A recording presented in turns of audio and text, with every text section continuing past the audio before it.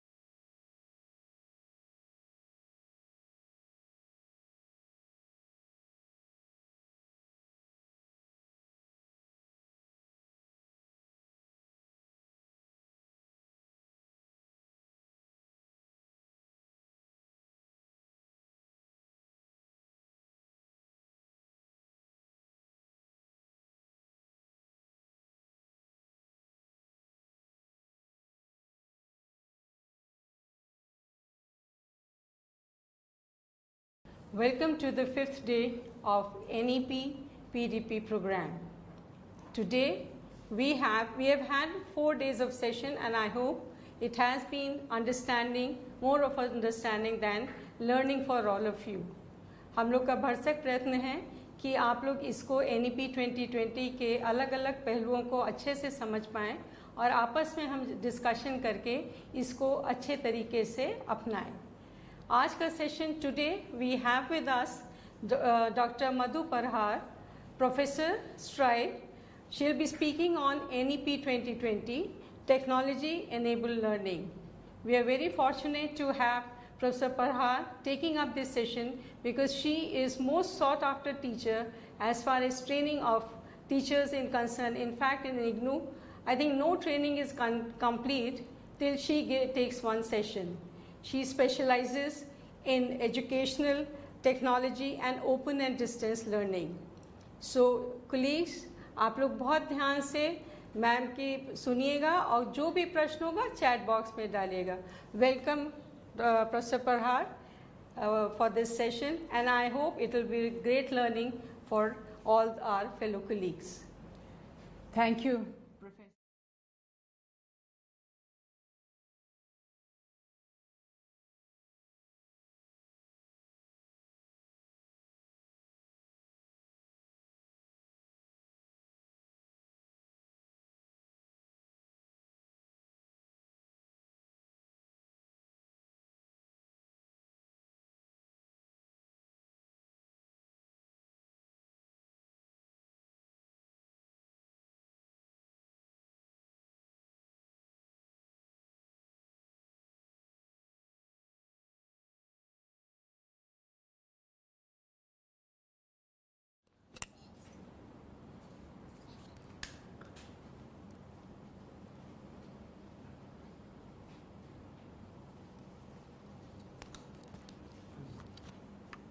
Namaste and good afternoon to each one of you, our fellow teacher colleagues who are attending this 6-day program, online program on National Education Policy 2020. हम आशा करते हैं कि पिछले 4 दिनों में आपने जो लाइव सेशंस देखे वो बहुत ही महत्वपूर्ण थे और आपको उसका फ़ायदा हुआ. आज का जो सेशन है, today's this live conferencing is on technology enabled learning. What the NEP says, NEP 2020 says about the technology enabled learning, or we can say technology integrated education. Now, for us, for each of us, the teachers, this policy document is actually like a scripture. हम सब आशा करते हैं कि आप सब ने ये 62 pages, 62 pages हैं इस पॉलिसी डॉक्यूमेंट में, वो आप सब ने अब तक पढ़े होंगे. जैसे आप देख सकते हैं 21 भाषा में ये पॉलिसी डॉक्यूमेंट जो है वो अवेलेबल है, इंटरनेट पे है, वेब पे है. कुछ तो अगर आप स्क्रीन पे देखेंगे गुजराती, तमिल और बहुत सारी भाषाओं में ये अवेलेबल है. इसको ध्यान से पढ़िए और आपको फर्स्ट पेज से, पहले पन्ने से आखिरी पन्ने तक पढ़िए और आई am sure each of one we will learn through this document.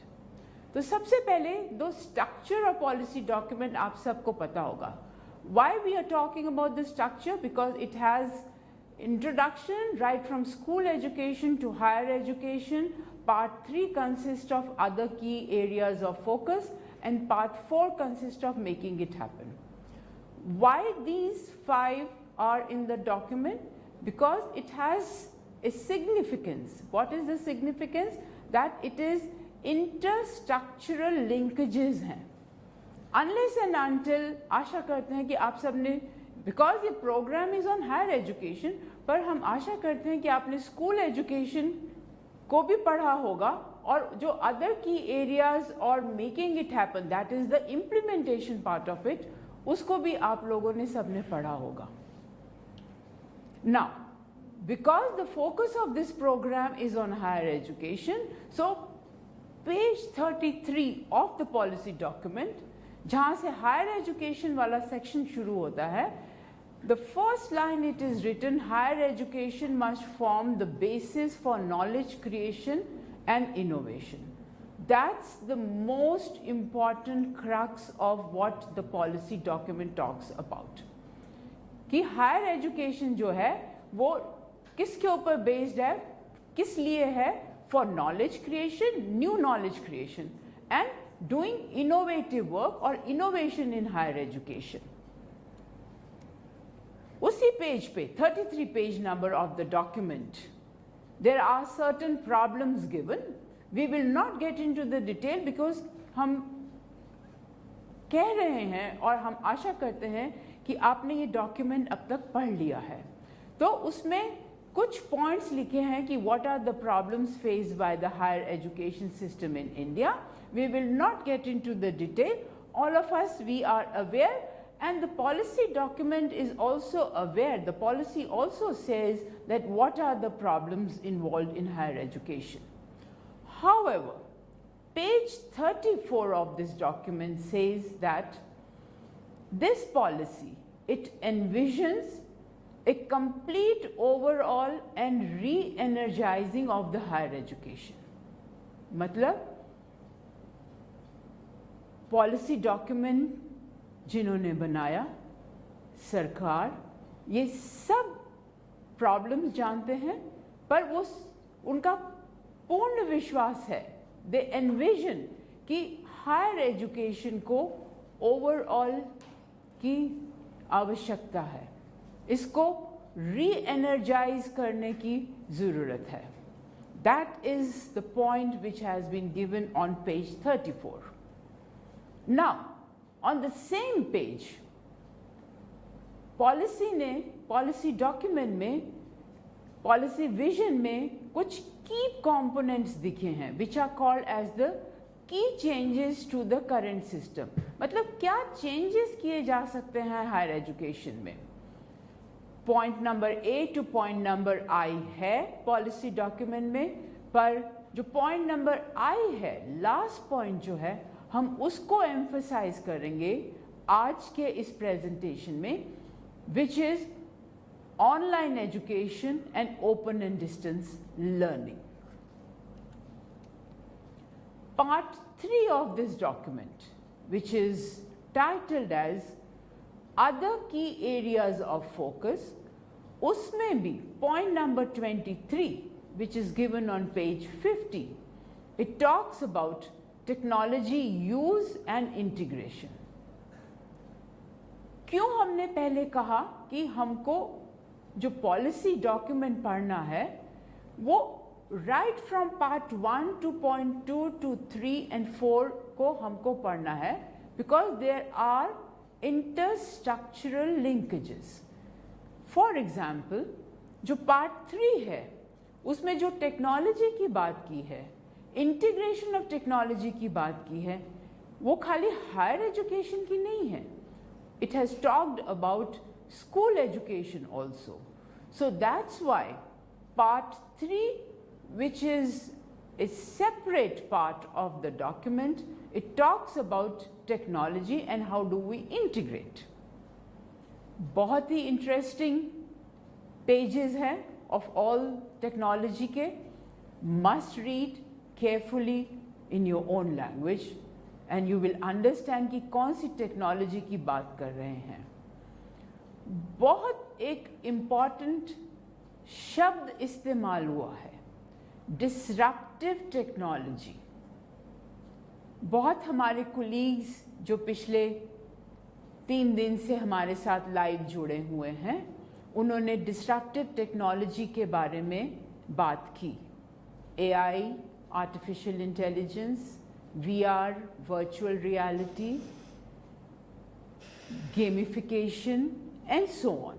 So all these 3 parts जो हैं या components जो हैं की एरियाज जो हैं इसमें एम्फसाइज किए हैं. अगेन पेज 59 में क्या कहा गया है? So this is important part which the document has talked कि what should be the key initiatives taken by higher education institutions to upgrade technology, to enhance technology, to integrate technology into our system in higher education.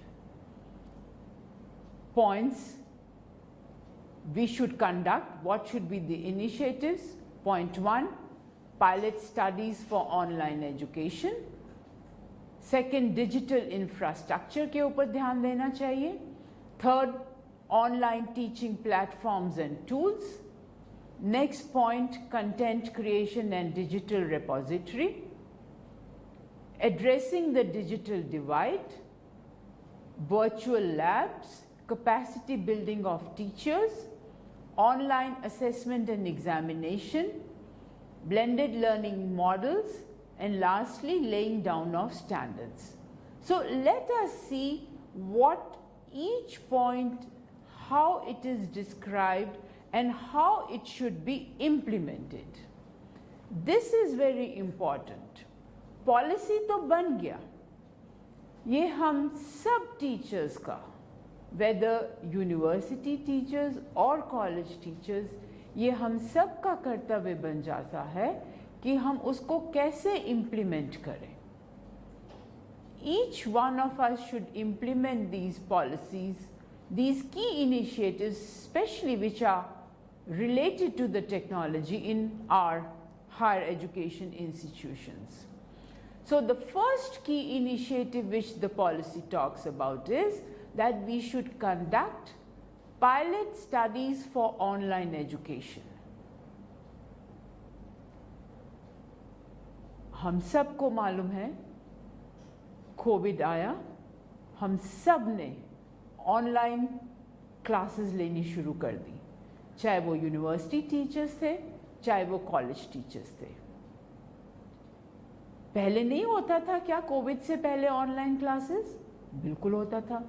पर suddenly after the COVID when there was a complete lockdown, तो हम सब ने online पढ़ाना शुरू किया. Policy document क्या कहता है कि we need to now do some studies, research करना पड़ेगा कि क्या ये ऑनलाइन क्लासेस इम्पैक्ट था, इफेक्टिव थी कि नहीं थी. डॉक्यूमेंट में कहा गया है कि institutions like NIOS, IGNO, CIET and others, उसमें लिखा हुआ एक शब्द etcetera, should conduct these pilot studies. So it's not that we the teachers cannot do the research. हम सब के पास, whether we are college teachers or we are higher university teachers, हम सब के पास एटलीस्ट 2020 मार्च के बाद बहुत डेटा है ऑनलाइन क्लासेस कंडक्ट करने का. हमको उस डेटा से हमको we do small studies, we do it in our institution, वहाँ से we can go to collective institutions in our district, वहाँ से we can go and do studies in our own state. What will happen? The results of these pilot studies can be communicated to the public, not only to the public, to the government, so that we are continuously improving upon our online classes. बहुत ज़रूरी है. और पिछले 2 सालों में, अब तो खैर खुल गया है, फेस टू फेस आ गया है, बट स्टिल बहुत सारी यूनिवर्सिटीज़, बहुत सारे कॉलेजेस अब भी ऑनलाइन क्लासेस कंडक्ट कर रहे हैं. और बेस्ट एग्जांपल तो यही है, हम टेलीविज़न के थ्रू आपसे we are connected. So can we do these studies and the result be communicated and implement those results to improve our online classes. So that was the first initiative which policy document has talked about. Second initiative जो policy में कहा गया है is the digital infrastructure. कैसे improve किया जाए?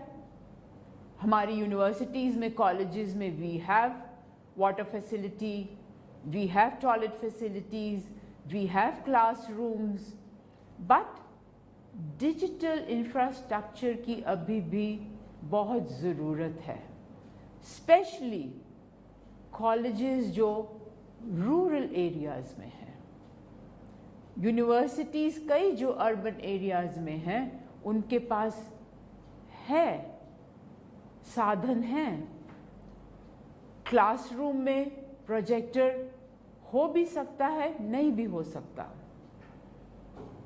but सरकार ने इस policy document में clearly कहा गया है that all institutions need to invest in creation of open public digital infrastructure. जब तक एक टीचर के पास क्लासरूम में कंप्यूटर नहीं होगा, प्रोजेक्टर नहीं होगा, तो एक फेस टू फेस में भी आपने देखना है, आप सब पावर पॉइंट बनाते हैं और अपना प्रेजेंटेशन करते हैं, otherwise it is a black board presentation. पर जब हम डिजिटल इंफ्रास्ट्रक्चर की बात करते हैं, बहुत इम्पॉर्टेंट है टीचर के पास होना, खाली टीचर के पास भी, स्टूडेंट्स के पास भी होना. That's also important component.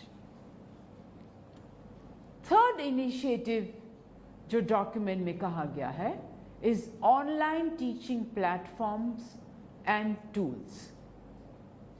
There are several online teaching platforms which are available, which you all, we the teachers can use.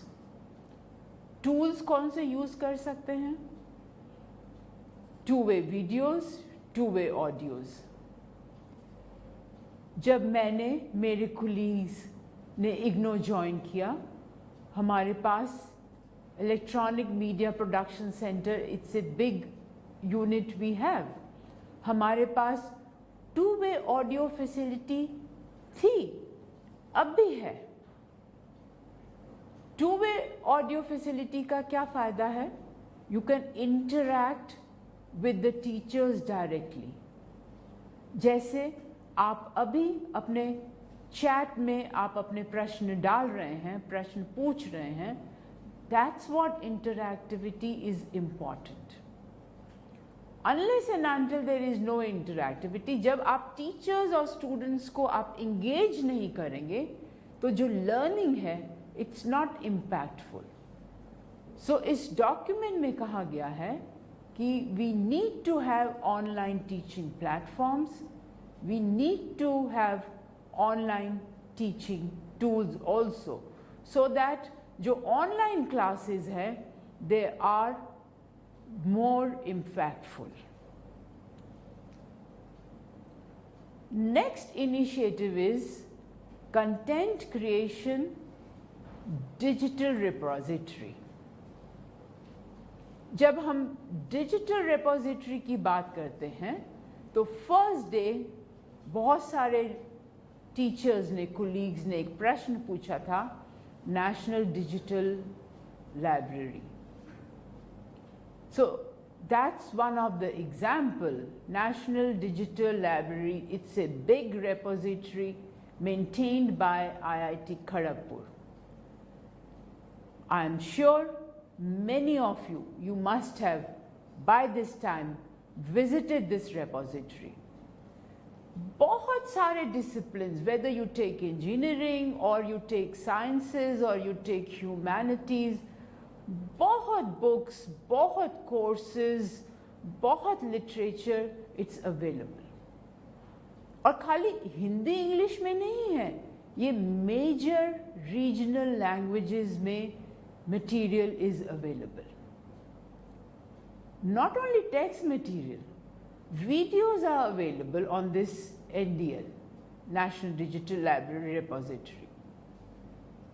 तो इनिशिएटिव जो पॉलिसी डॉक्यूमेंट में कहा गया है कि टीचर्स को अपना कंटेंट भी खुद क्रिएट करना है और वो इस रेपोजिटरी में अपलोड कर सकते हैं, चाहे कोई भी हो, चाहे इंस्टीट्यूशनल रेपोजिटरी हो.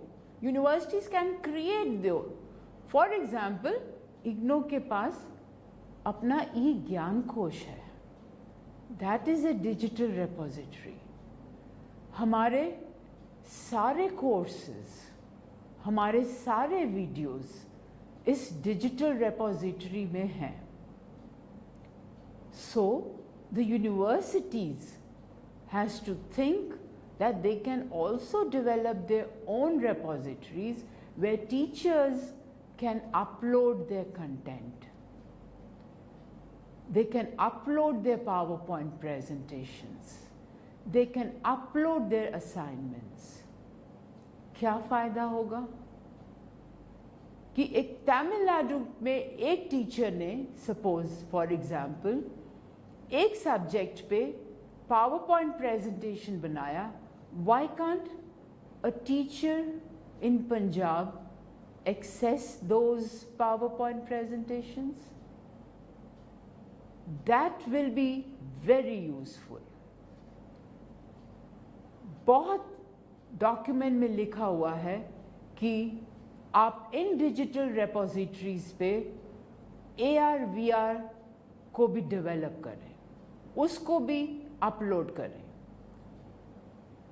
Virtual realities, augmented realities, all those things should be created by the teachers, and that initiative we need to take.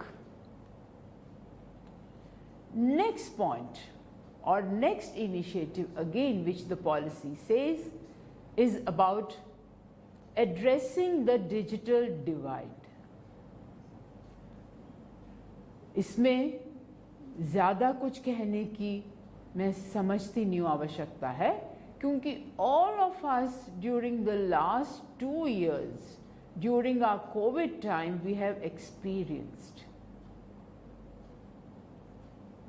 एक परिवार में, especially in rural areas, एक मोबाइल फ़ोन है, एक मोबाइल फ़ोन था, वहीं पे बच्चों के माँ बाप को भी अपना काम करना था, स्टूडेंट्स को भी अपना ऑनलाइन क्लासेस शुरू हो गई थी तो उसको अपना ऑनलाइन क्लासेस एक्सेस करना था. घर में अगर 3 बच्चे हैं तो तीनों को चाहिए. That's what the digital divide the government realised, each one of us we realised during COVID time, that we need to address that. तो अगर वो नहीं है, सपोज मोबाइल नहीं है, तो हम किस चीज़ का इस्तेमाल कर सकते हैं? टेलीविज़न, स्वयं Prabha, this is the best example जो आप अभी इस टाइम आप हमारे साथ जुड़े हुए हैं. Radio, very good example. Community radios, Bharat सरकार ने कुछ 500 प्लस कम्युनिटी रेडियोज़ हैं इस टाइम जो रूरल एरियाज़ में 20 किलोमीटर के रेडियस में आप पहुंच सकते हैं. बहुत काम हुआ during COVID time community radios से.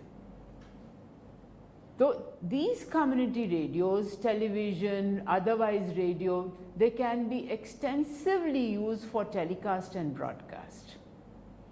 अगर हमारे पास, हम कहते हैं हमारे पास लैपटॉप नहीं है, हमारे पास जो डेस्कटॉप है वो नहीं है, स्टूडेंट्स के पास नहीं है, टीचर्स के पास नहीं है, we know that all of us know government is aware of it. But क्या हम इन मीडिया का भी हम इस्तेमाल कर सकते हैं? Second important point the policy talks about is कि ये जो एजुकेशनल प्रोग्राम्स हैं, it should be made available 24/7 in different languages, और वो हो रहा है, that's possible. Now digital divide की जब हम बात करते हैं, it is not only the division of the devices, मतलब ये नहीं कि खाली कि डिवाइसेस ही नहीं हैं, there are lot of skill gaps also. Teachers के स्किल गैप्स में अगर मैं आपको अपना ही उदाहरण दूं, तो जब कोविड आ गया, यूनिवर्सिटीज़, बहुत सारे कॉलेजेस हम सब बंद हो गए, क्लासेस फेस टू फेस नहीं हुई, हम सबको, मेरे को भी जब ऑनलाइन करना पड़ा, सडनली बहुत सारी चीज़ें हमने सीखी कि जूम पे कैसे करना है, गूगल पे कैसे करना है, टीम्स पे कैसे जाके काम करना है। और लेट्स एक्सेप्ट इट, हम बहुत सारे टीचर्स को हमको नहीं आता था, हमने सीखा और हम सब ने सीख लिया। तो क्यों? क्योंकि ज़रूरत थी। तो दैट्स वेरी इंपॉर्टेंट कि वो स्किल डिवाइड है। Another important point जो मैं यहाँ पे कहना चाहूँगी, and I am sure all of you will agree to it, is the attitudinal divide. Covid से पहले बहुत सारे, not only teachers, even the people who were at the leadership or other positions, हम सब ने ऑनलाइन एक्सेप्ट ही नहीं किया। ऐसा तो है नहीं कि ऑनलाइन कोविड पे ही शुरू हुआ, बहुत पहले शुरू हो गया था। डिजिटल इंटीग्रेशन बहुत पहले शुरू हो गया था। स्वयं तो कोविड से पहले आ गया था। दीक्षा प्लेटफॉर्म एनसीईआरटी ने जो किया वो तो पहले आ गया था, पर हम यूज नहीं कर रहे थे। That's what the attitude. But each one of you immediately started using online classrooms, teaching through online platforms immediately.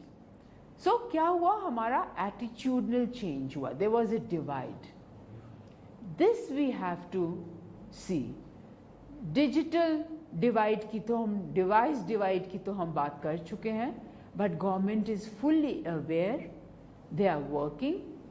But we, the teachers, also need to address, and that's what is important when we talk about कि हम NEP implement कैसे करेंगे. Next point, which again the document talks about, and very important initiative, is the virtual labs. अब virtual labs ऐसा तो नहीं है कि कोविड के दौरान ही आया। This is a project by ministry of education before Covid. बहुत सारे इंस्टीट्यूशंस हैं, specially I will talk about कि जो इतने भी IITs हैं, फ्यू IIMs और कुछ universities, higher education universities, they are the nodal agencies for virtual labs. What are these virtual labs? These are simulation. जैसे हम सब, specially this is very important for the science teachers जो physics, chemistry, biology पढ़ाते हैं, biochemistry, even computer science teachers, these experiments are available online. अगर आप Google करेंगे तो वर्चुअल लैब्स करके गूगल करेंगे तो आपको ये मिल जाएंगे। कोविड के से पहले these virtual labs were only used by engineering colleges or IITs. Teachers of the formal universities, कई बहुत सारी, I mean, ऐसी बहुत टीचर्स होंगे भी जिनको वर्चुअल लैब्स के बारे में पता होगा, पर ज़्यादातर टीचर्स को they were not aware of it. After COVID they got aware when all colleges were closed, universities were closed. Students, especially the science students, they were not able to go to the labs. तो क्या हुआ? Online class में तो teacher ने class ले ली chemistry की या physics की, पर एक्सपेरिमेंट तो नहीं हम कर पाए। एक्सपेरिमेंट्स करने के लिए तो लैब में जाना पड़ेगा। तो these virtual labs were very important. और दूसरा खाली अब तो खुल गया हमारे स्कूल कॉलेजेस, स्टूडेंट्स जा रहे हैं लैब में, एक्सपेरिमेंट कर रहे हैं, पर आप सोचिए कि अगर हमने केमिस्ट्री में एटम्स, प्रोटॉन्स, न्यूट्रॉन्स, इन सब को, चैप्टर तो है ना, आप सबको पता चैप्टर है, हम सब पढ़ते हैं, हम सब पढ़ाते हैं, थ्योरी में कैसे पढ़ाएंगे, क्लासरूम में कैसे दिखाएंगे? तो ये जो वर्चुअल लैब्स है, ये इसके द्वारा, सिमुलेशन के द्वारा students they are able to see it live on their own screens. I am sure all of you can promote this, freely available. कोई पैसा नहीं है लगेगा. Just go to the internet, Google it, and you will find it out. Several experiments have been done, and they are successful. Universities, especially जो मैं कह रही हूँ, पहले तो IITs करती हैं, इंजीनियरिंग कॉलेजेस करते हैं, उन्होंने इम्पैक्ट भी स्टडी किया है of virtual labs, and they find that it's very important. Try करिएगा, कोशिश करिएगा, अपने स्टूडेंट्स को बताइएगा, and then let us know it is impactful, it is effective.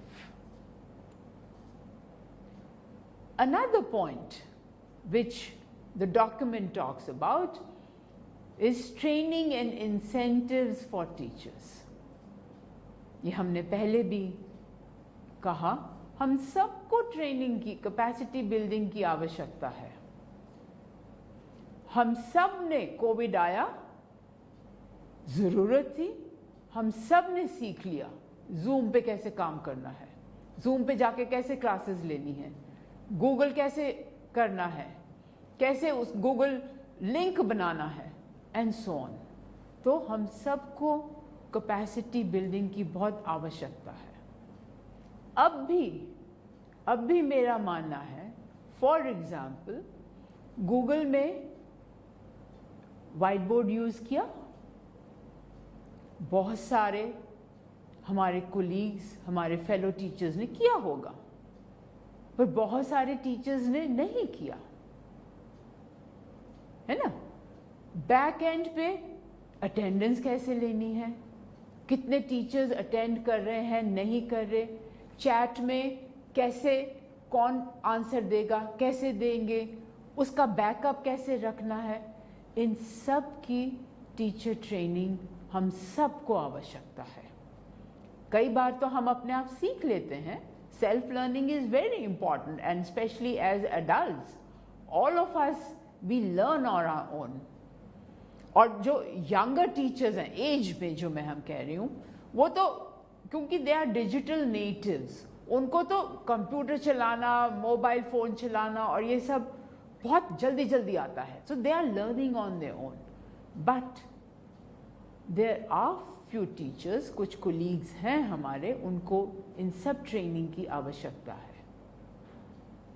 और पॉलिसी डॉक्यूमेंट में ये कहा गया है कि उसके साथ साथ, ट्रेनिंग के साथ साथ इंसेंटिव्स देना भी टीचर्स को बहुत आवश्यक है. Next point, online assessment and examinations. Suddenly जब कोविड के दौरान बंद हो गया, तो हम सब टीचर्स को लगा, ओ असेसमेंट कैसे करेंगे, एग्जामिनेशन कैसे लेंगे. उससे पहले भी हो रहे थे, अब आजकल तो बहुत ही हो रहे हैं. आप नीट की परीक्षा देख लीजिए, आप CUET की देख लीजिए, which is common university entrance test, सब ऑनलाइन हो गया ना. ऑनलाइन असेसमेंट भी हम लोग कर रहे हैं, एग्जामिनेशन भी हो रहा है. पर यस, जो हमने पहले कहा, हम सबको ट्रेनिंग की आवश्यकता है. This is not anything impossible, it's already happening, पर और इसमें सुधार की आवश्यकता है और हम कर रहे हैं. all of you, you can learn this.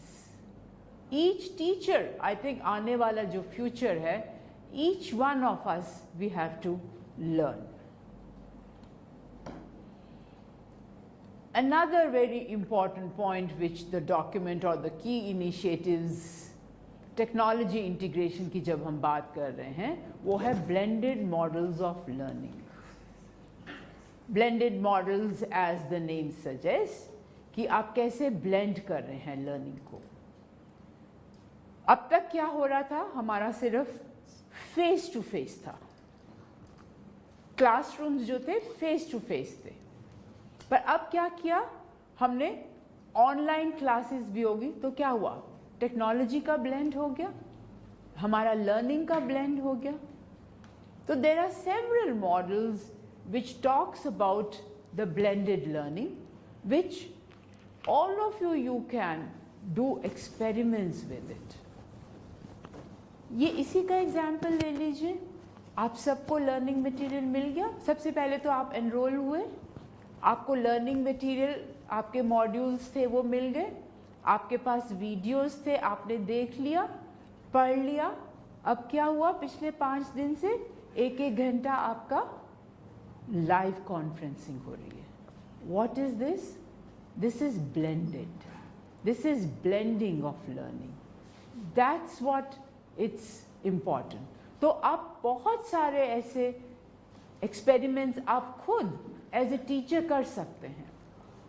उसमें डरने की बात नहीं है कि गलत हो जाएगा, ऐसे कैसे हो जाएगा. What you are doing is you are doing experimenting. Experiment से एक एक्सपेरिमेंट फेल हो सकता है, दूसरा सक्सेसफुल हो सकता है. You can do implement it. That's what important it. Flip learning का नाम सुना होगा, फ्लिपिंग, कि आप अपने स्टूडेंट्स को कहें पहले कि आप 1-2-3 वीडियोस इस सब्जेक्ट के ऊपर या इस कॉन्सेप्ट के ऊपर देख के आएं, फिर क्लास में आप उनसे प्रश्न पूछें. तो इंस्टेड ऑफ वो जो हम एक बात करते हैं लर्निंग थ्योरीज इंस्ट्रक्टिविस्ट की, कि एक टीचर जो है आके सिर्फ इंस्ट्रक्शन देता है, वो क्या होगा, वो खत्म हो जाएगा. It will be constructivist model of learning. So blending हम क्या कर रहे हैं, of technology, of constructivist learning, of instructivist and methods and media also. बहुत एम्फसाइज किया गया है ब्लेंडेड मॉडल्स ऑफ लर्निंग को इन दिस डॉक्यूमेंट.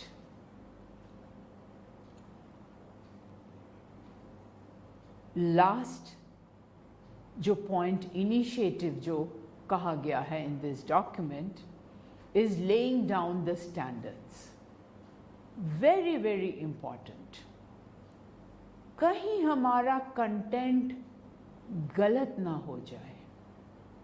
ऑनलाइन में है ना, क्लासरूम में भी नहीं होना चाहिए जब हम फेस टू फेस पढ़ाते हैं, पर जब ऑनलाइन हो गया हमारा कंटेंट, वो तो पब्लिक डोमेन में चला गया.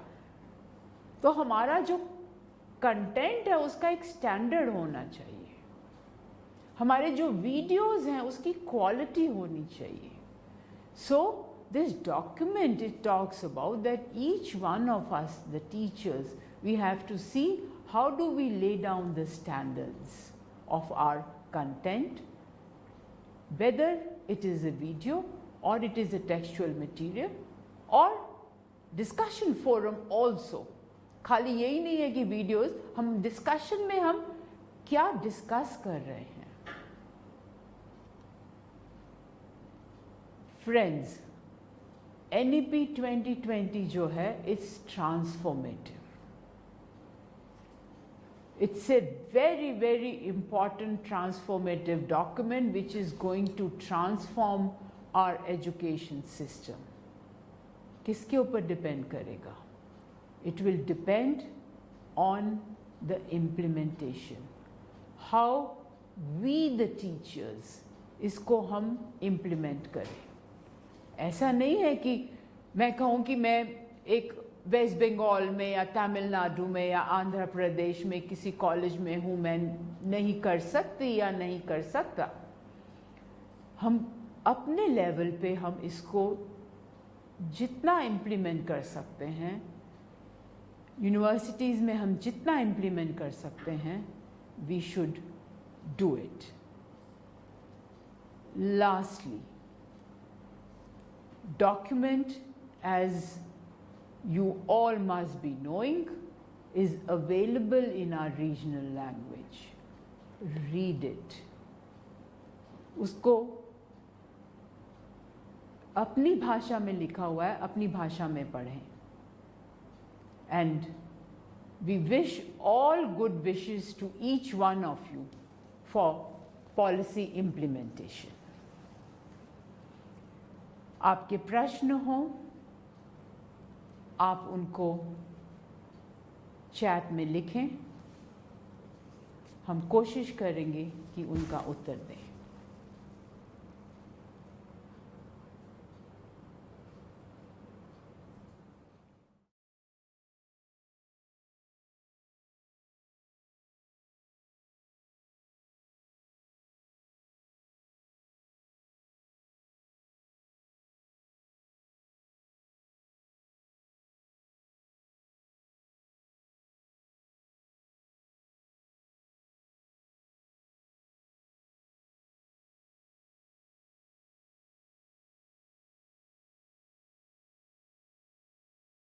डॉक्टर परहार, आई थिंक इन्होंने ज़रूर कहा है कि आप लोग डॉक्यूमेंट को बहुत अच्छे से पढ़ें, पर इनके समझाने के बाद मुझे लगता है पढ़ने में भी आसानी हो जाएगी और हमको समझ में भी आ जाएगा. और बहुत अच्छे से इन्होंने एग्जाम्पल्स देके हमको इनफैक्ट बताया है कि how we have learn so much from COVID itself. भले वो ऑनलाइन टीचिंग हो, गूगल मीट बुलानी हो, क्योंकि हम में से बहुत सारे ऐसे शिक्षकगण हैं जिनको इतना आइडिया नहीं था कि कैसे मीटिंग्स बुला सकते हैं, कैसे ऑनलाइन प्रेजेंटेशंस हो सकते हैं, कैसे वाइवा लिया जा सकता है, कैसे एग्जामिनेशन किया जा सकता है. But Covid did teach us all of these. Not that ये पहले नहीं थी, सब कुछ था, पर हम लोग बहुत ज़्यादा इसका उपयोग नहीं करते थे. और लकीली कहें कि NEP-2020 उसके बाद आया, तो अब हम लोग को इम्प्लीमेंट करना है. और इम्प्लीमेंट करने के लिए ये सब चीज़ें हमारे लिए शायद थोड़ी सी हमको समझ में आ जाएंगी, हम लोग के लिए आसान हो जाएंगी. How to handle it, because technology enabled learning which she has very well explained. In fact, मैंने बहुत साल पहले मैंने भी जब ज्वाइन किया था तो she had taken one of our workshops and तब भी बहुत अच्छा लगा था, आज भी बहुत अच्छा लगा, क्योंकि चीज़ बहुत आसान नहीं है, पर उसको अगर बहुत एक अच्छे तरीके से समझा दिया जाए तो मुझे लगता है फिर उतनी वो नामुमकिन नहीं महसूस होती है. And she is done it very nicely. Coming to the document, the crux of our education policy basically is education must be a basis for knowledge, creation and innovation, and how well we can do it using digital technology has been explained by her. The document also talks about the key initiatives which has to be taken. और बड़े अच्छे से pilot study करके इन्होंने जैसे समझाया कि Covid के दौरान हमने किया, now we need a follow up and fill up the gaps wherever they are. आप लोग को भी दिक्कत हुई होगी.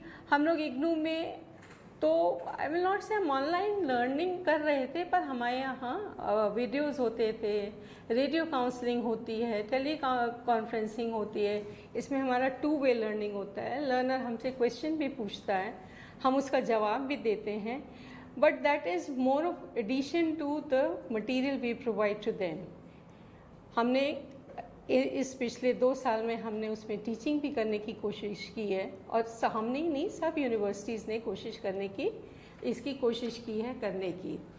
प्रोफेसर रश्मि, 1 मिनट हम अगर हमने कहा पायलट स्टडीज़ के बारे में, तो पायलट स्टडीज़ आप टीचर्स कैसे खुद कर सकते हैं ना. हम सब रिसर्चर्स हैं, तो एक सिंपल गूगल फॉर्म बनाइए.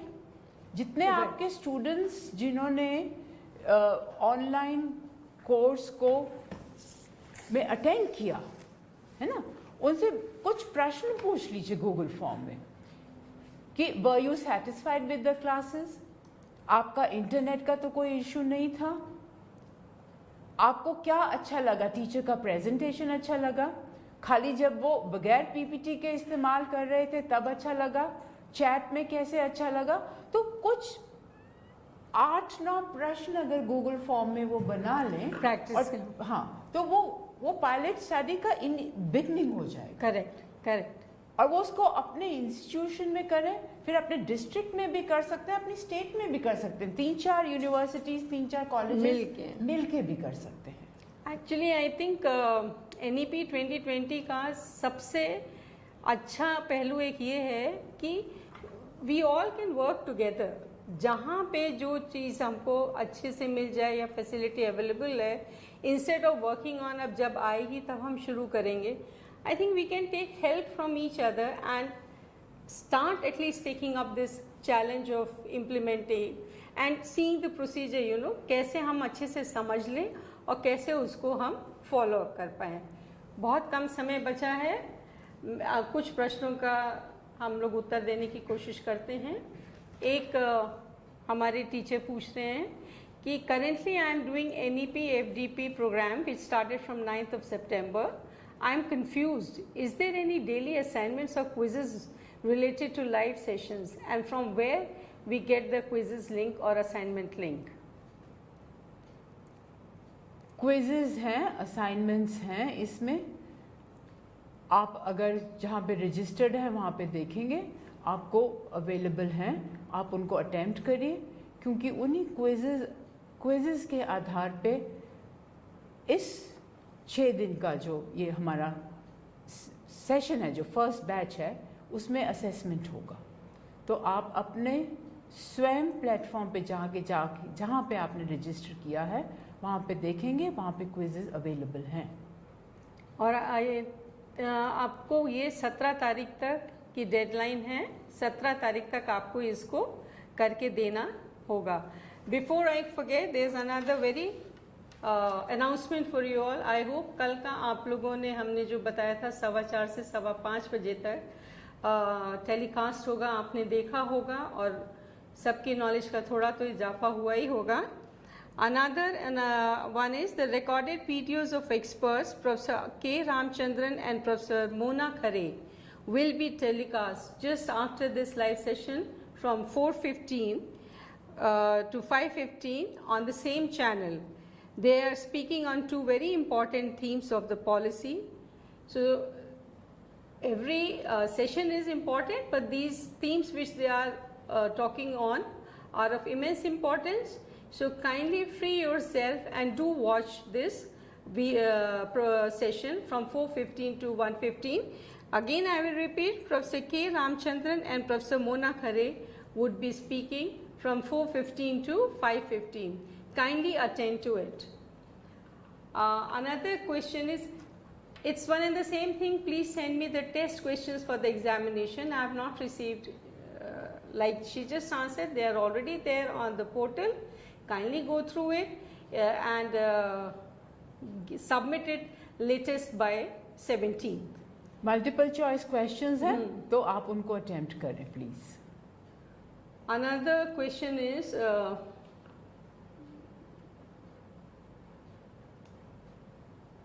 how industrial linkage of higher education institutes be made where there is no nearby industrial institution, especially in rural colleges of Odisha?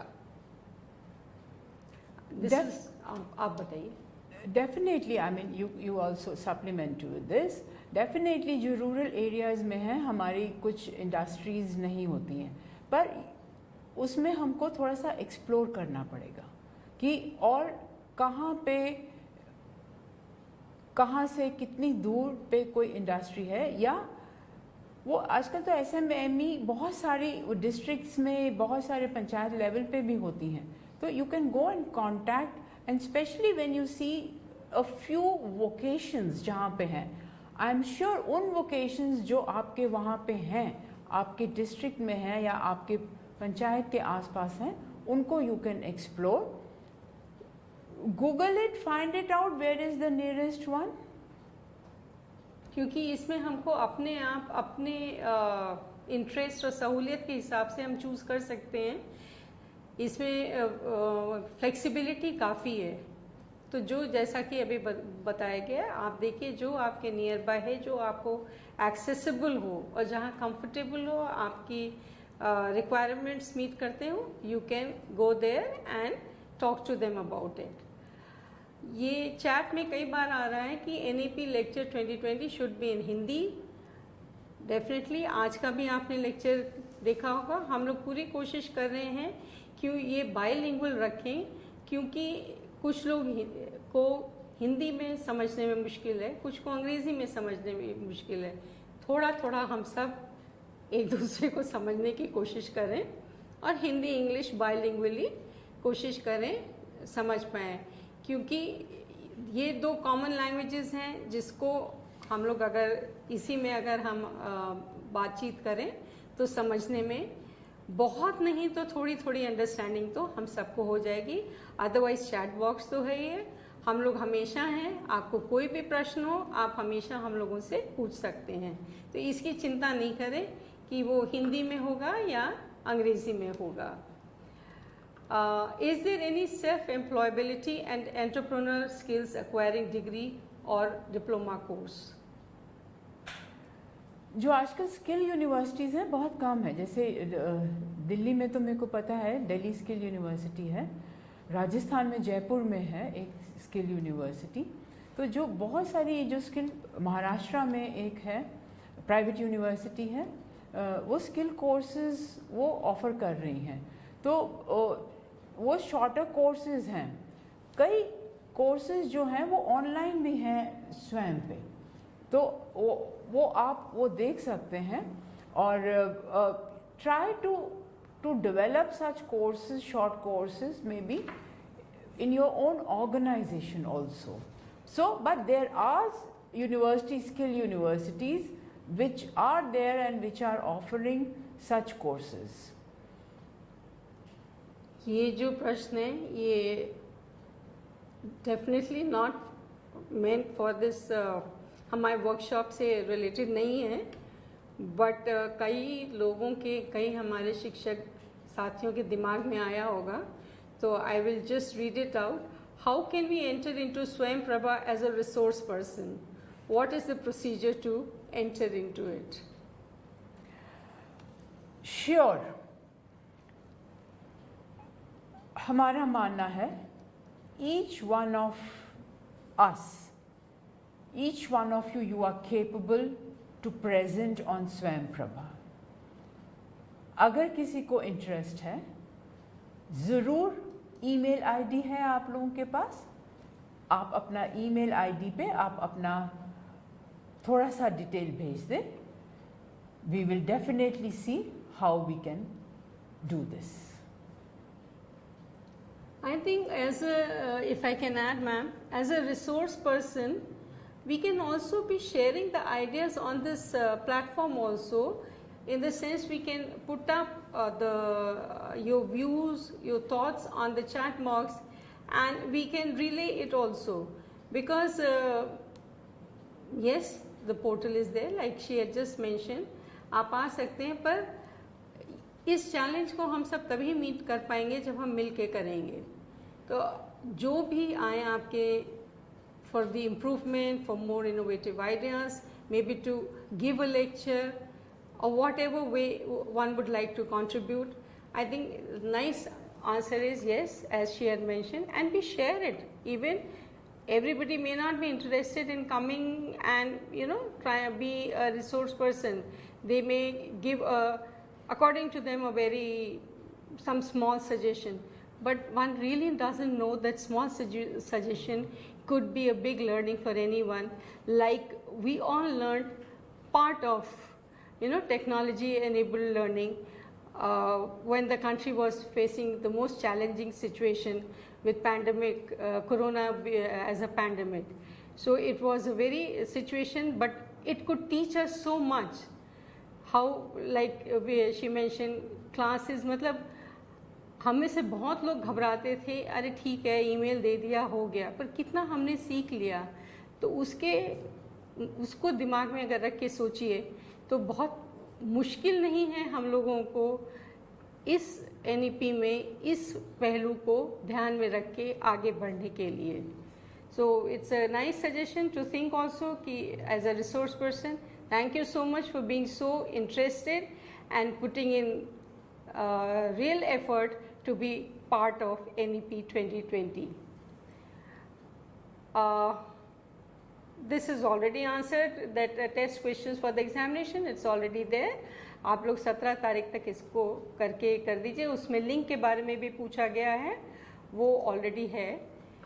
एक सवाल है, how the country will match the quality trained youth presuming robust growth of skilled youth with that of demand from employers after 5 to 6 years. ये तो समय वैसे बताएगा कि कैसे हम लोग इसको कर पाएंगे, क्योंकि धीरे धीरे ही हम लोग आई थिंक इसको पूरे तौर पे इम्प्लीमेंट करते जाएंगे, और जैसे जैसे will cross the bridge as it comes. अभी हम इसको समझ लें अच्छे से, फिर इसको इम्प्लीमेंट करना शुरू करें, उसके बाद जब जो सिचुएशन आएगी उसको हैंडल किया जाएगा। And I think if we handle it very carefully in an understanding way, I don't envisage a very big problem. Of course, challenge will be as much as implementing it. It is not going to be an easy task for any one of us.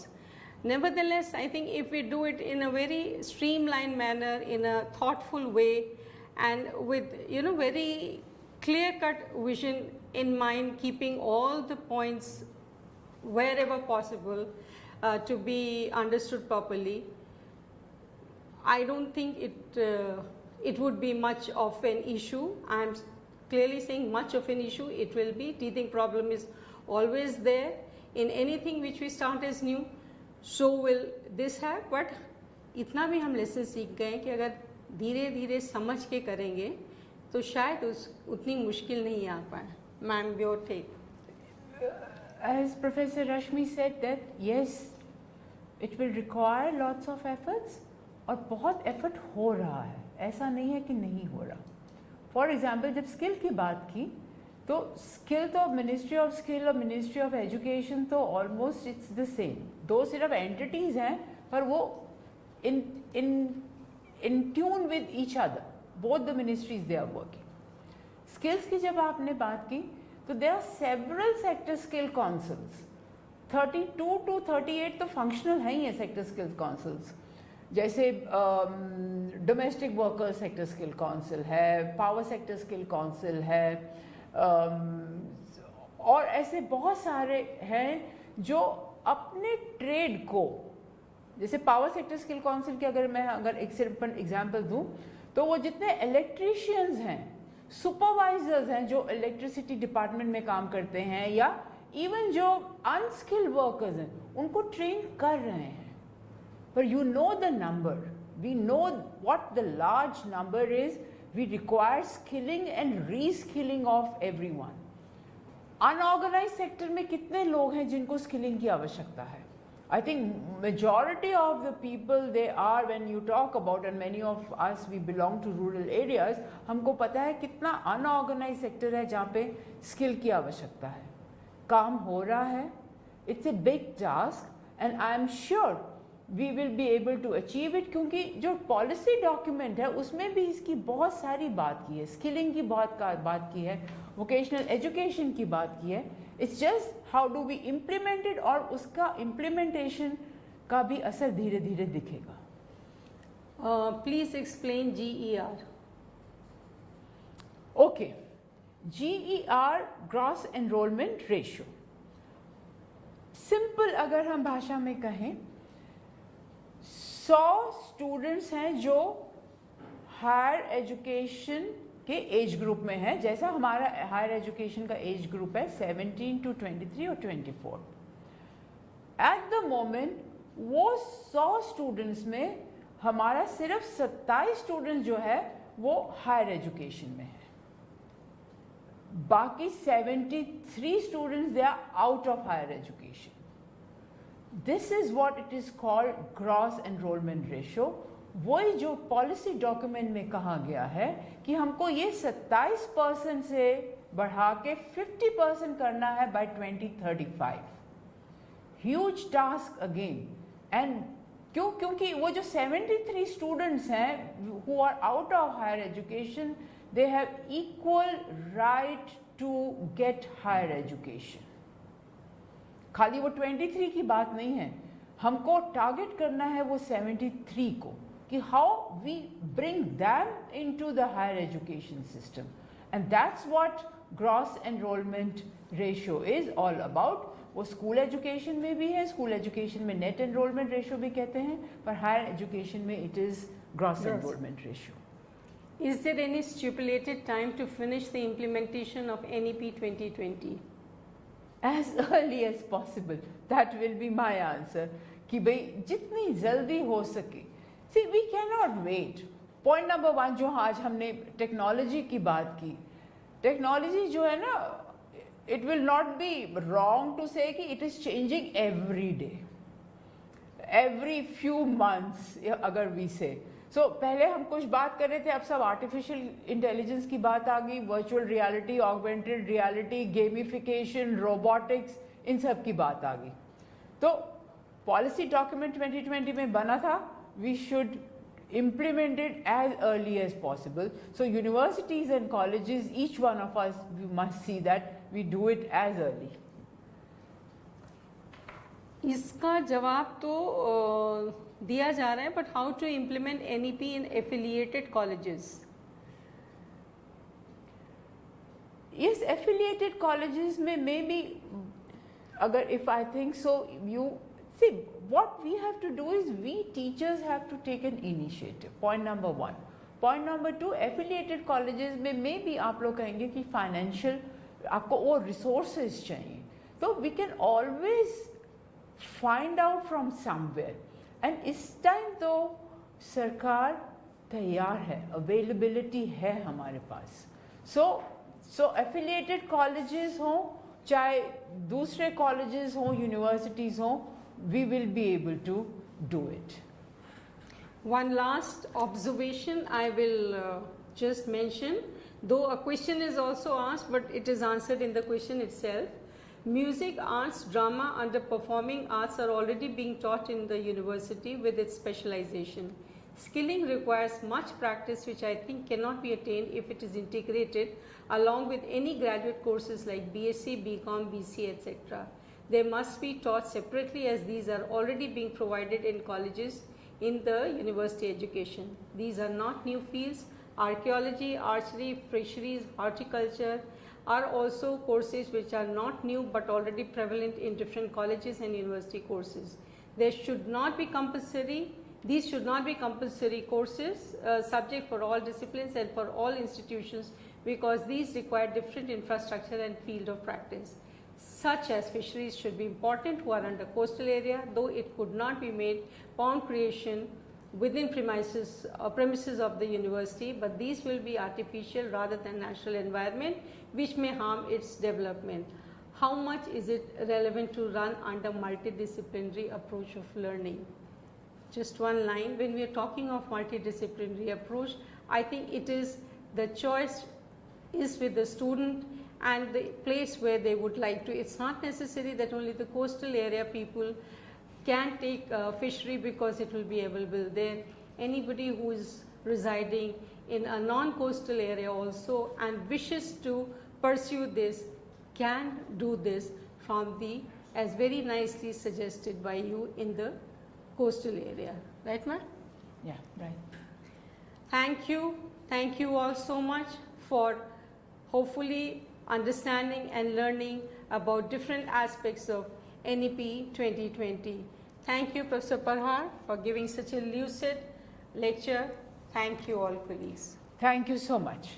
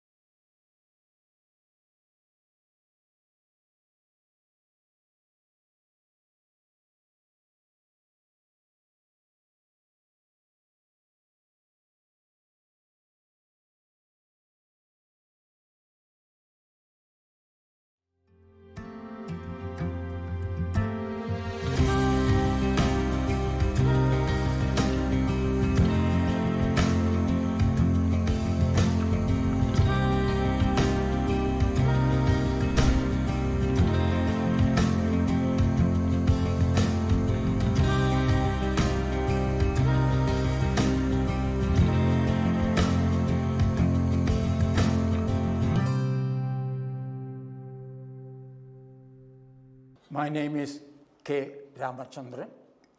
Currently, I work as Senior Advisor, Unit for International Cooperation, National Institute of Educational Planning and Administration, New Delhi. The topic I have today is importance of policy in education and the fundamental principles guiding the National Education Policy 2020. Let me take the first part. What is the importance of a policy in the field of education? A policy normally gives a direction for education development in the country, say, for the next 10 years, next 20 years, and so on. Policy sets a vision. For instance, the National Policy on Education 2020 envisions an education system rooted in Indian ethos that contributes directly to transforming India into an equitable, vibrant knowledge society by providing quality education to all, thereby making India a knowledge superpower. That is the overall vision. So a policy provides a vision based on which we can formulate programmatic interventions to fulfill the vision, at the same time also to meet the education sector development programs in the country. The National Education Policy 2020 has certain fundamental principles guiding it. Number one, for instance, the policy seeks to recognize, identify, and foster the unique capabilities of each student so that we can nurture and foster her or his holistic development. The term holistic development is very important. I'll come back to that later. The second term, which is very important for all of us, is the term flexibility. The NEP-2020 envisages flexibility in paths of learning, in choice of programs and courses, so that the education can be tuned to the interest and talent of each student. So this is the second principle guiding the policy. The third principle is what we call honoring student diversity. India is a country of tremendous diversity in terms of socio-economic status, in terms of culture, in terms of language, and so on. And therefore, the kind of students we get also would be of tremendous diversity. Many of them could be at the undergraduate, postgraduate level, first generation learners. How do we honor this diversity? Let me get back to the term holistic development. What do we mean by this term, holistic education? It simply means an education program that would help develop all capacities of human beings. For example, intellectual development or intellectual capacities, physical capacities, social development, emotional development, aesthetic development, ethical practices, and moral development, all in an integrative form. To have this integrated approach, therefore, will require exposure of students to or building capacities across variety of disciplines like arts, humanities, social sciences, natural sciences, vocational education, performing and visual arts, and so on. That would be what you call a multidisciplinary education approach. So to promote holistic development in the higher education sector, two quick actions. Number one, moving higher education institutions into large multidisciplinary institutions. And the word large is also important. In India, we have a large number of standalone institutions with the enrollment in many cases less than 1,000 and even less than 500.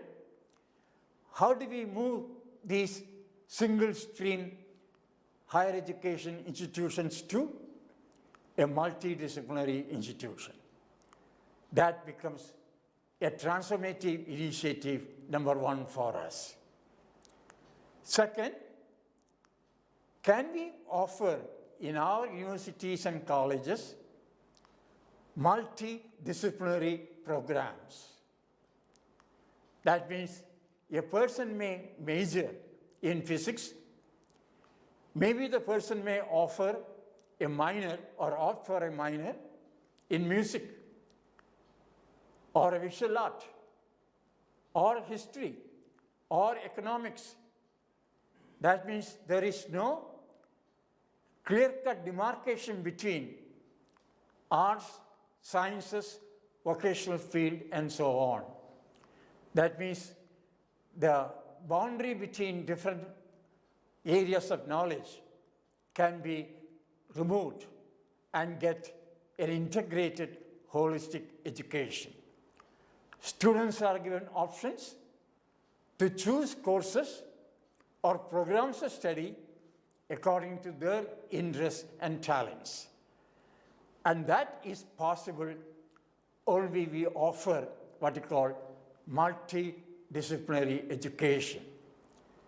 Gradually, all undergraduate programs in the country will move towards a multidisciplinary education approach, including those related to professional education, vocational education, and so on.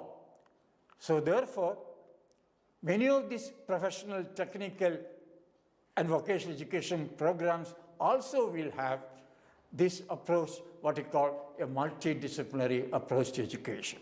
So this is a transformative initiative we envisage through the implementation of the National Education Policy 2020.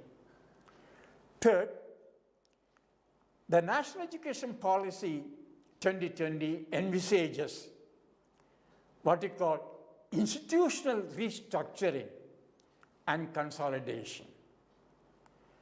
What do we mean by this?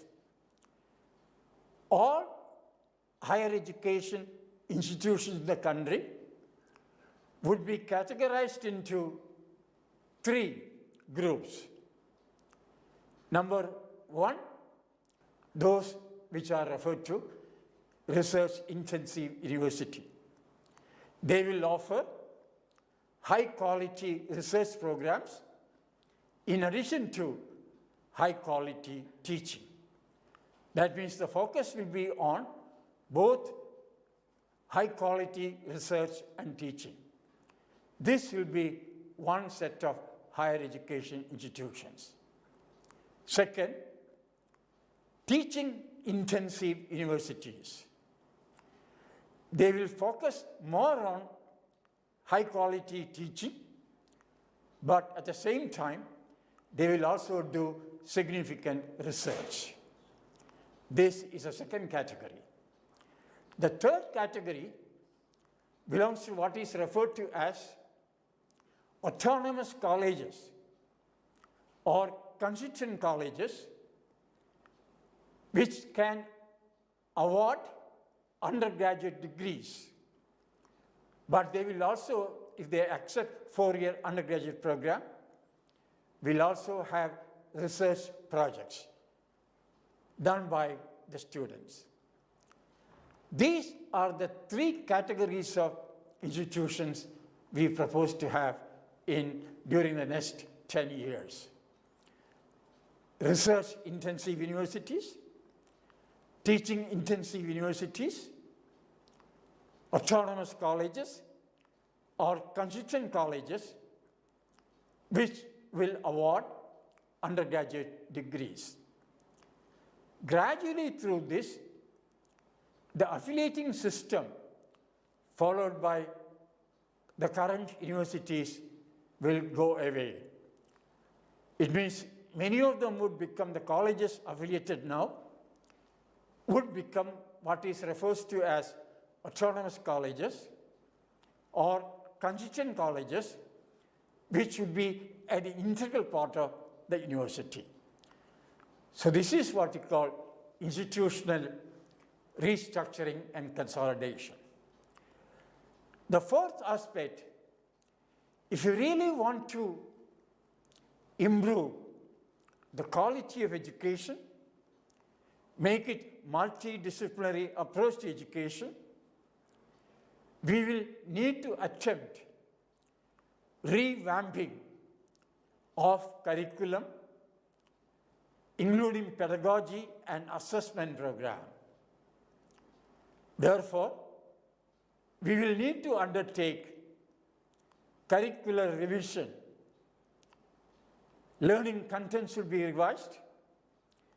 Pedagogical approaches should be made in tune with the revised curricular structure, and assessment that would help in moving towards, in terms of the multidisciplinary approach. This is what we call moving towards academic excellence. Now, academic excellence, as I indicated earlier, includes 3 things. Number 1, enhancing the relevance of learning contents. This is one aspect. The syllabi has to be revised, and the contents related to these must be improved. Second element of academic excellence is what is referred to as teaching excellence. How can we ensure that the teaching learning process is improved to make it excellent in terms of imparting relevant knowledge, skills, attitudes, and values among all our students? Third element of academic excellence is, as I indicated earlier, improving the assessment methodologies and procedures. The policy talks about 3 approaches to assessment. Number 1, assessment of learning.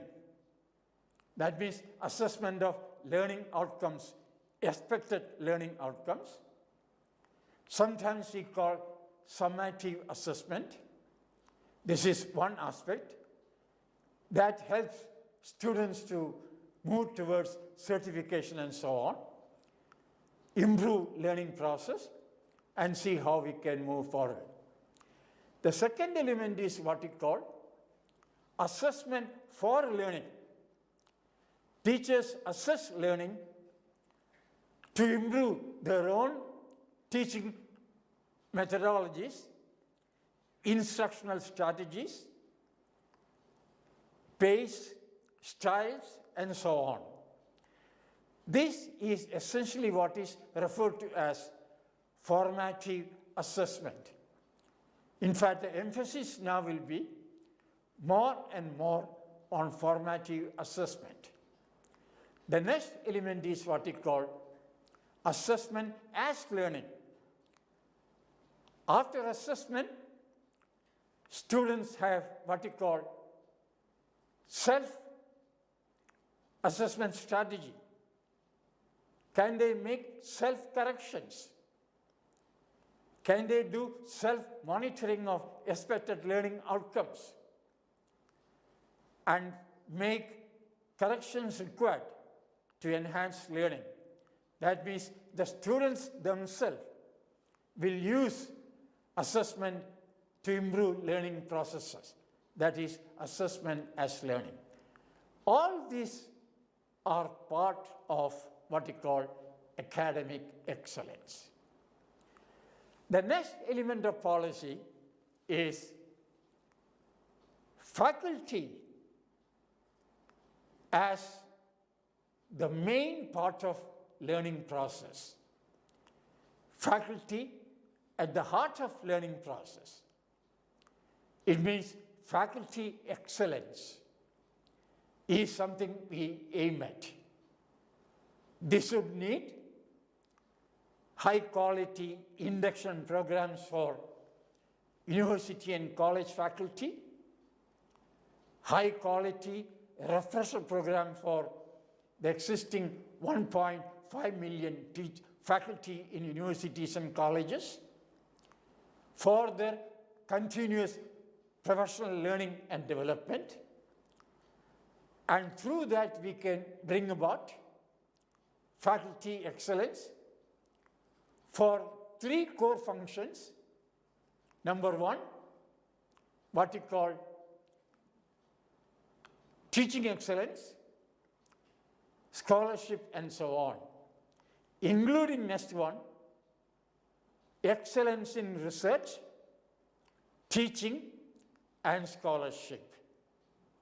So one important aspect of policy, therefore, is can we enhance the quality of research being done by Indian universities through the creation of the National Research Foundation, which will fund peer-reviewed research proposals and programs proposed to be undertaken by universities, mainly universities and faculty of universities and students.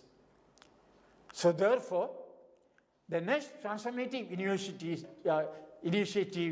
relates to enhancing quality of research or catalyzing quality research and innovations. This is again a transformative initiative. The next transformative initiative we are talking about is, again, in the context of academic excellence, is utilizing technology. That means leveraging technological and digital technologies in education for 3-4 purposes. Number one, enhancing access to quality education. Number one is this. Second, improving the quality of teaching and learning process in universities and colleges and other higher education institutions.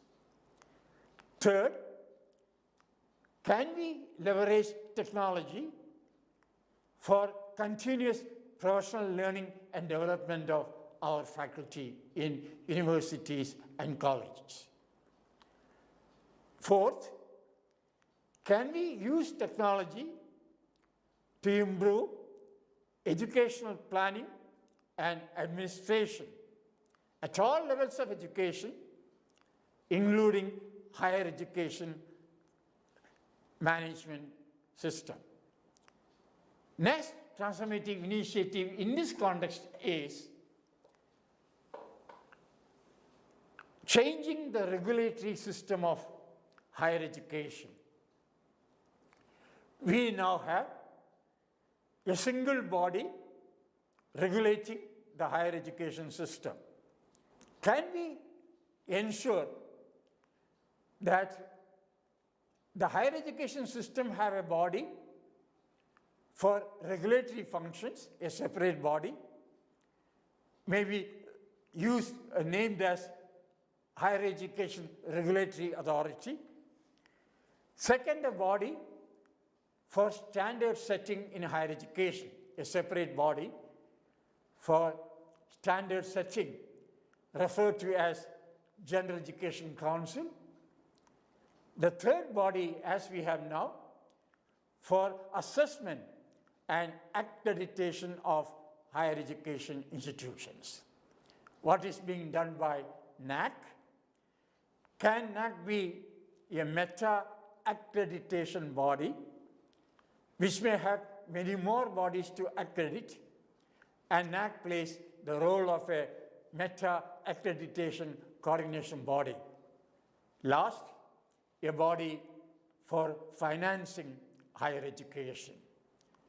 All together, all these four, that is regulatory body, standard setting body, accreditation body, financing body, under an umbrella organization called the Higher Education Commission of India. This is considered to be another transformative initiative. What the policy proposed is, while regulating higher education, we want a system that is simple but tight, that not too many indicators, take a few indicators to accredit a body, regulate a body, but enforce it tightly. So that's the kind of thing we are talking, that this system will help develop quality education institutions. And in this context, technology is an important aspect as well. The next element in the context is policy is based on what you call equity and inclusion in all higher education institutions and so on. So equity and inclusion, I consider inclusion as providing access to success, not just access to facilities, and ensuring retention. Can we ensure that all enrolled students in the country will have access to success? They would attain the expected learning outcomes in the case of all students.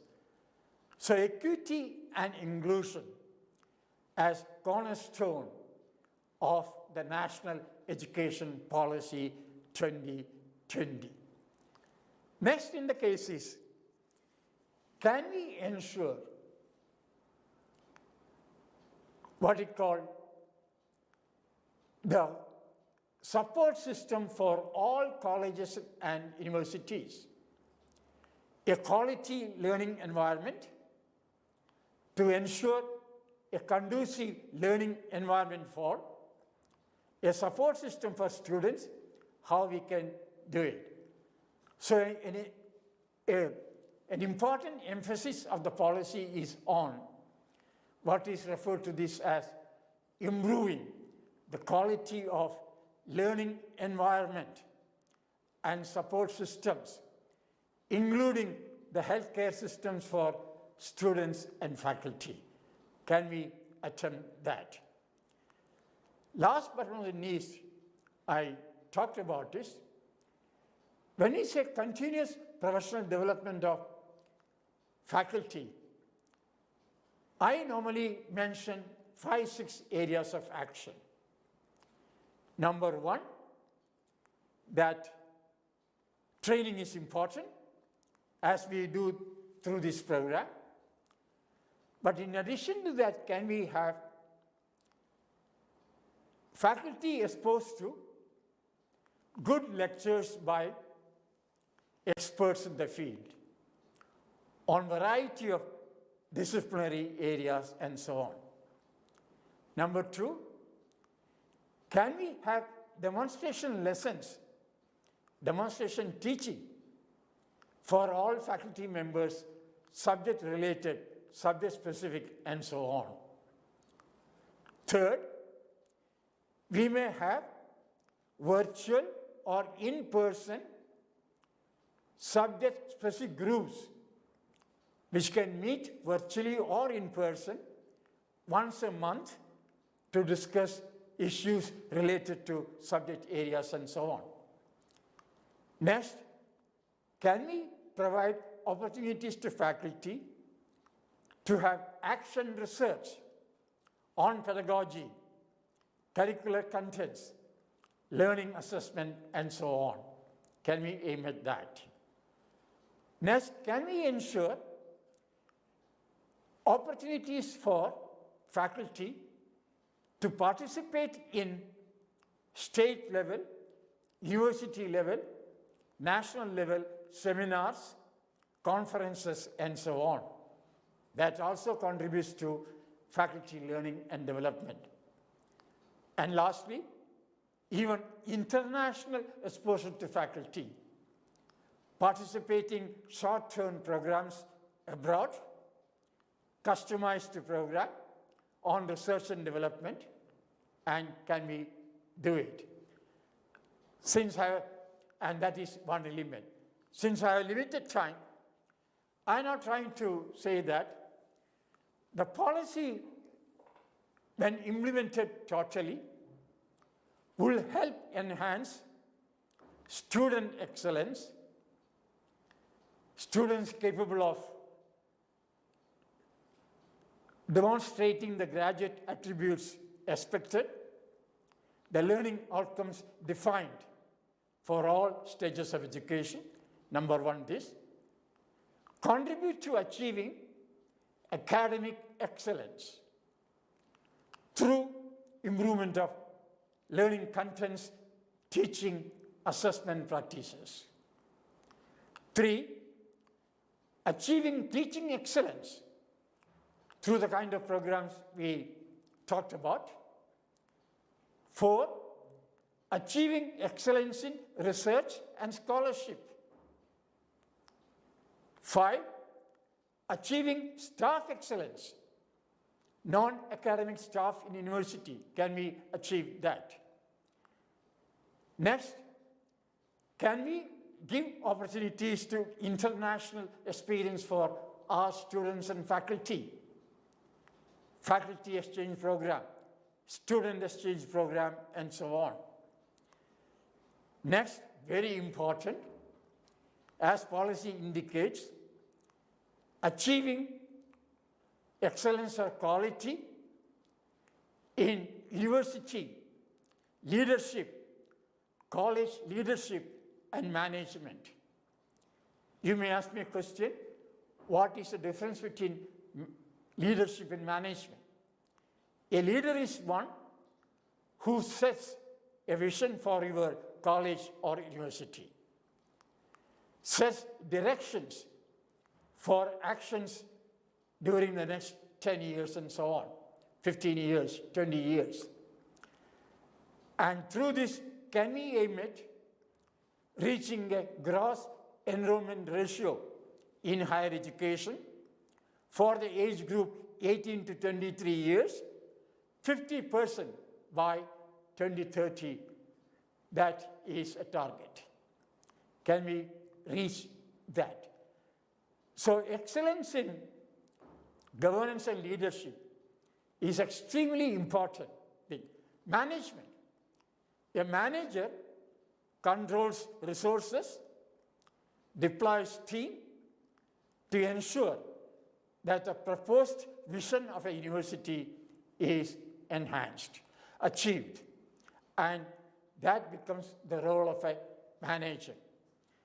To end my discussion, I would say, what is proposed is to implement these transformative initiatives during the next 10 years to ensure high quality, higher education to make India a global knowledge superpower during the next few years to reach the overall vision of the National Education Policy 2020. And in this, faculty of colleges and universities have a pivotal role. And that is why policy says teachers and faculty at the heart of the learning process. So I end by saying, next few years, we invest more in faculty, more in continuous professional learning and development of faculty in each of our higher education institutions to move towards a multidisciplinary higher education institution, to implement a multidisciplinary program, to improve leadership at all levels, to enhance governance management, and these are all part and parcel of the NEP 2020. I stop at this stage. Thank you very much for your kind attention.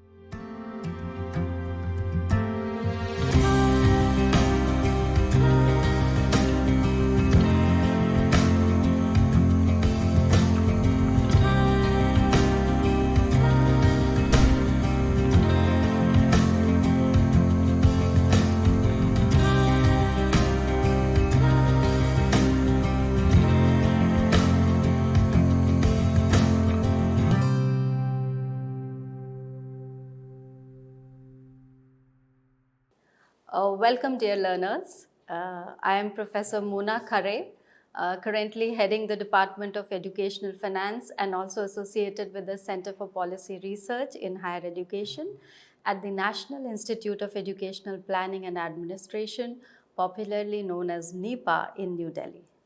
It is my great pleasure to be talking to you today on a very, very important aspect that has been included and emphasized in the National Education Policy 2020, that is skills training, vocational education and graduate employability in India. Now, what I thought was, before we start talking specifically about the National Education Policy 2020, let us very quickly look at the context of the very reason as to why skills and employability emerged as a major challenge in the country and across the globe. Now, needless to say that as the very concept of development shifted from economic development to social development and later to human development, investments in education became paramount for two reasons. One, the quality of life, the higher earnings, and also the quality of jobs that it was rendering to the educated youth.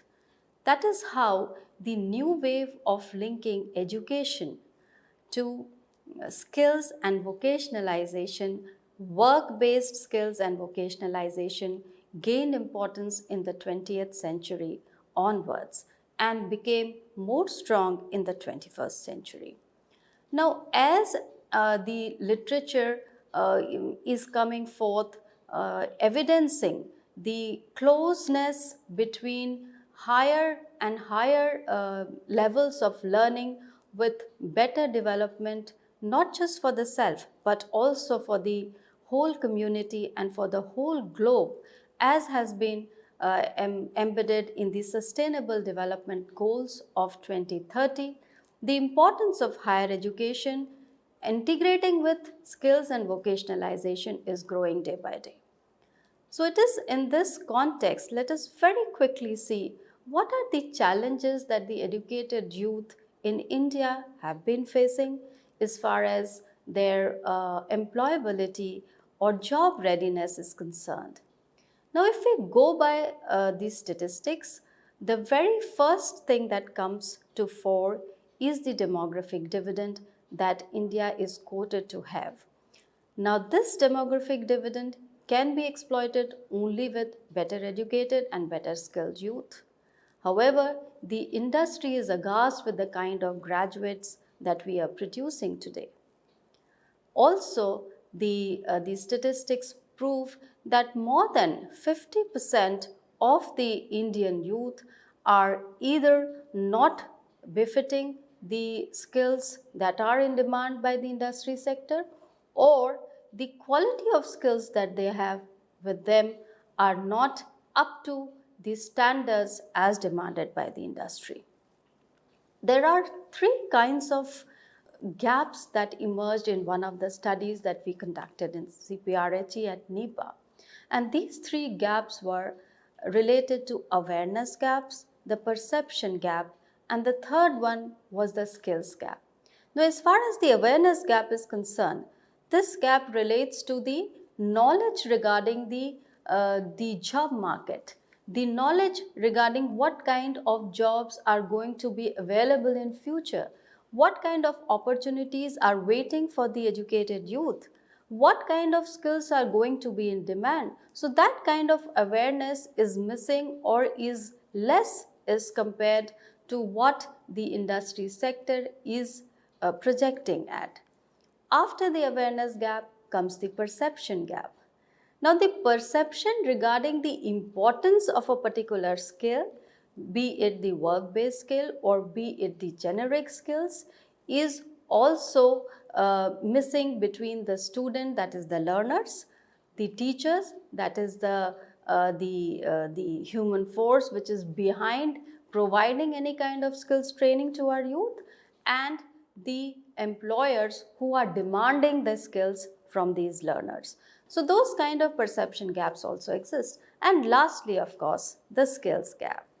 Now, skills gap also, if we see, can be divided into three components: the knowledge and technical skills. So the employers are reasonably okay with the kind of knowledge and technical skills that our graduates come with. Let us now come to the National Education Policy 2020 and what kind of a perspective it holds with regards to skill and what kind of strategies does it propose. Now, I would like to call the National Education 2020 as to be unique and forward-looking as well as comprehensive. Why unique? Not because it has come after a long wait of 35 years, but unique because for the first time, the policy is trying to bring integrated elements of knowledge, skill building and vocationalization at all levels together. Why I also feel like calling it forward-looking is because it is more futuristic in the sense it is aligning itself to the 4 goals that are enshrined in the Sustainable Development Goals of 2020, that is quality and equitable learning for all and lifelong opportunities of learning to be provided to all people.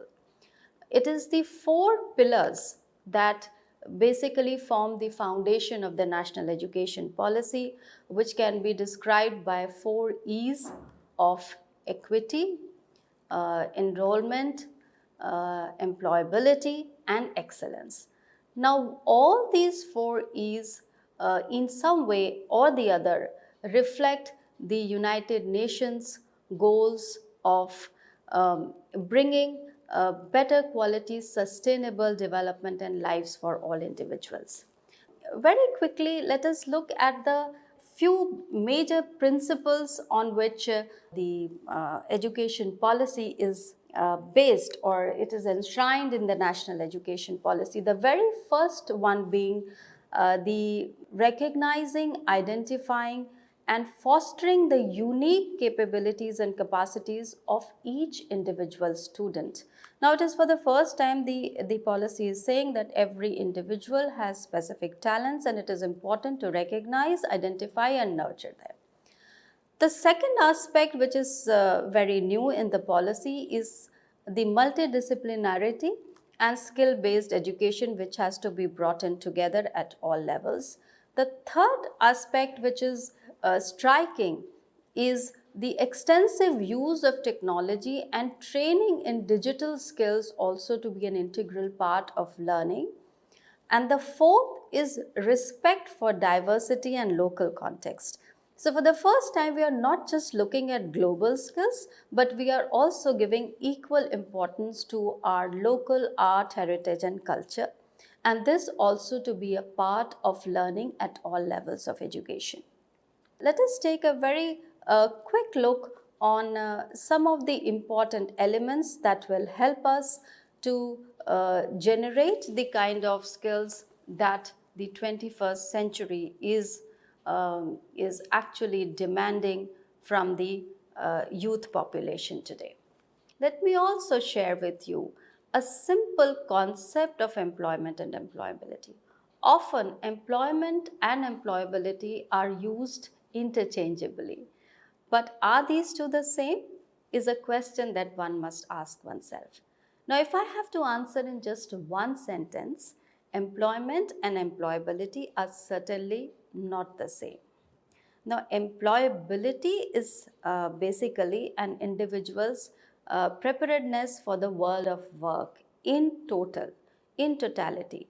So, it comprises of a set of achievements in skills, in understandings, in personal attributes that can make graduates to gain employment, to remain in employment, to progress in employment, but also contribute in a meaningful fashion to the community and to the global development as well, aiming at sustainable development that flows down the generations. So this is how the concept of employability has to be understood, and this is how the concept of skills delivery has been encompassed in the National Education Policy 2020. The second aspect of skilling that one has to understand is the pace at which the new skills are coming into feature or are coming into focus with the fourth industrial revolution and now the fifth industrial revolution knocking the doors, which is based on IT-based high technologies, AI, that is artificial intelligence, big data management, etc., etc. So how this pace of change, the kind of dynamism that the industry sector is experiencing by way of putting up the demand for new skills every day. So on this point also, the National Education Policy has tried to provide some kind of a guidance and direction as to how we can tackle this very aspect of being responsive to the needs of the new industry. Let me now come to specific areas in terms of skill development, vocational education. They are also able to imbibe many of the generic skills which we just talked about are missing in our youth. So at the lower levels of education, we are trying to integrate with some foundational skills, some generic skills. At secondary and senior levels of education, we are trying to move towards more functional skills. However, it is for the first time that even at the higher education level, in a concrete fashion, the skills-based education is being integrated at all the levels, be it undergraduate teaching, be it postgraduate teaching, or be it even PhDs, doctoral level teaching. Now, at all levels, we are trying to not just integrate skill building with each of these subjects, but a separate degree and diploma level programs in vocationalization are also proposed to be started. So this is how we are trying to build a continuum of skill delivery across all levels of education. Also, what is very interesting to learn here is we are also trying to break the silos. We found that training was not part of higher education system at all. In fact, there were institutions like ITIs or polytechnics or even technical education, engineering and professional education, which had a component of skill training, apprenticeship learning. All of these had a major content of skill building and training, but the general academic education at the higher education level was considered or was expected to be knowledge producing and imparting knowledge to the young learners by way of providing both horizontal and vertical mobility to the graduates. Now, when I say horizontal mobility, we are providing for students to move from general academic streams to vocational streams. There are greater choices and freedom and flexibility given to them to make a choice of the subjects that they would want to study, which may be a combination of science, of arts, of music, designs of postgraduate education or higher education. That is, we begin with, let us say, a 3-year undergrad program or a 4-year undergrad program with a 1-year postgraduate program. So all kinds of combinations and choices are being given to the students with greater flexibility to move between academic education, work-based education, skill-based education, and vocational education, thereby breaking the silos between the two. The third aspect that I would like to bring to fore is multilingualism and multidisciplinarity. For the first time, there has been a specific emphasis on bringing out literature, reading material and teaching in regional languages, also promoting English language and foreign language learning in the universities and also at senior levels of schooling. Multidisciplinary learning, interdisciplinary curriculum development, and multidisciplinary large-scale universities to be opened, which provide a more holistic kind of a learning, more diverse kind of an exposure to our learners is also in the fray. Then comes the third aspect, that is experiential learning. Now, how experiential learning can be promoted is the National Education Policy proposes 3 areas. One, of course, is the work-based learning skills. The second is art-based skills. And the third is sports skills. So, all 3 kinds of experiences to be combined, curricular and extracurricular experiences to be combined to give a holistic personality development opportunities to our learners. The fourth aspect is, in a big way, a boost to higher education vocationalization has been given. Not just by integrating skill-based learning at every level of higher education and all the courses that are being taught in the universities and colleges, but very specifically aligning higher education to vocational education by developing or aligning it to the National Skills Qualifications Framework.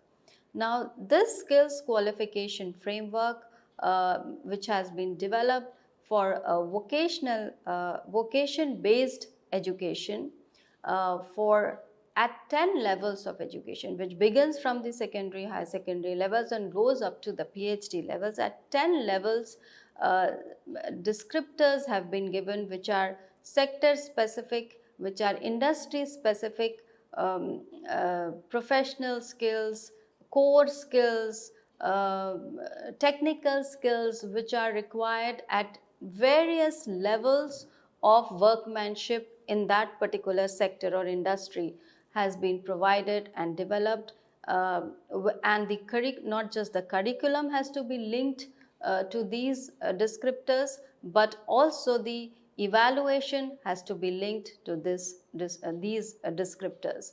So in a way, standardize the skills training aspect. So the national occupational standards which come into picture over here, how the sector specific skills council under the overarching umbrella of the National Skill Development Commission has come out with national occupational standards to be linked with the national skills qualifications framework, and how they are going to be the guideposts of skills training and vocational education at 10 levels is something very interesting in this new education policy. Also, for the first time, the policy talks about recognizing prior learning. So there are people who have learned through informal means. There are students who come from various backgrounds and learn from in a traditional methods, informal methods by their forefathers, by their parents, or maybe other informal means. For the first time, the skilled universities per se have been opened. The purpose of these skilled universities is to give degree and diploma based education right till the doctoral level only in very specific vocational subjects. Next aspect is how we can strengthen the student support system in the universities and colleges.